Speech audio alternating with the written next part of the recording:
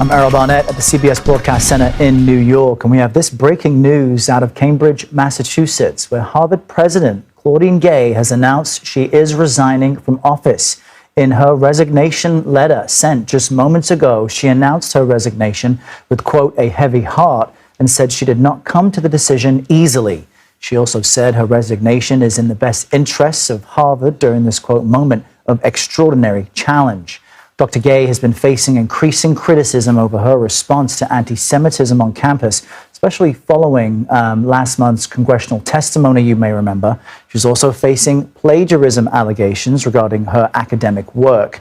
Gay served the shortest presidency in the university's history at just over 6 months. No word yet on who will officially succeed her. CBS News congressional correspondent 𝗙𝗘𝗗𝗜𝗓 joins us now with more on this breaking announcement. Nicole, Dr. Gay mentioned that she made this decision in consultation with the corporation. That's Harvard's highest governing body. Talk to us about how the university is responding to this major news. Well, the Harvard Corporation, which is one component, as you mentioned, of Harvard's governing body, said that it does thank President Gay for her deep and unwavering commitment. As President Gay noted, she did make this decision in consultation with the corporation, which is notable because it was the Harvard Corporation that came out in support of President Gay just late last year, of course, following those congressional hearings that we saw led by the House Education Committee, particularly that line of questioning by Congresswoman 𝗖𝗢𝗟𝗟𝗢𝗪, the Republican conference chair, where she asked all of the college presidents from Harvard, from the University of Pennsylvania, and from MIT, whether or not they believe that calling for the genocide of Jews violates their code of conduct. And in most instances, all of these presidents responded by saying that it depends on the context, and that set off a really fiery exchange between Congresswoman Stefanik and all of these presidents. And what's notable is this is now the second college president that we have seen resign as a wake of that particular hearing. Of course, soon after the hearing, we saw the president of the University of Pennsylvania step down, Liz Magill. An interim replacement has been named there, but now President Claudine Gay, or former President Claudine Gay, now becoming the second of 3 college presidents to resign following that hearing last year. And Nicole, the corporation, in sending out an email to the school, mentioned that the interim president of Harvard will be Alan M. Garber, provost and chief academic officer for many years, as they now begin a new search for a new permanent president. But as you mentioned, the corporation showed support of Dr. Gay after that December testimony, which led to the resignation of the University of Pennsylvania president. But something changed then. In this past month, there have been these multiple allegations of plagiarism in Dr. Gay's work. Speak to us about what that centered on, how she responded to it, and why ultimately it may not have been enough.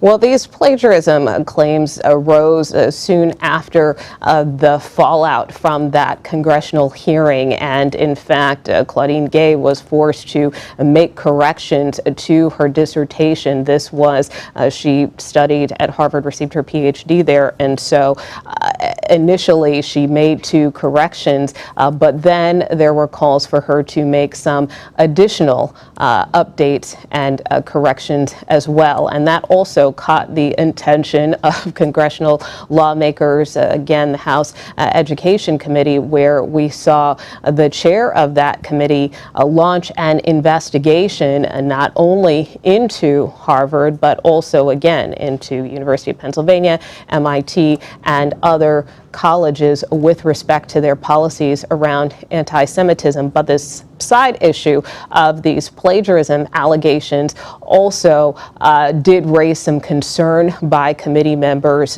who, as part of their investigation, also wanted to get to the bottom of it. Now, at the time when this all unfolded, Claudine Gay and the university came out with a statement defending her work And, obviously, though, perhaps maybe that was not sufficient. It wasn't explicitly cited in her letter to the Harvard community, but certainly did raise concerns among not only members of Congress, but also students and alumni as well. Yeah, in the statement the corporation released, it mentions that Dr. Gay will now resume her faculty position. She was formerly the Dean of Social Science and the Dean of the Faculty of Arts and Sciences. But the Harvard Crimson notes that now, with this resignation, she has the distinction of having the shortest tenure in school history of just 6 months and 2 days. Just while we have a few more moments with you, Nicole, is there a larger chill that this resignation, the previous resignation from the University of Pennsylvania, might have on higher institutions, or is there no larger national consequence of what we're seeing here?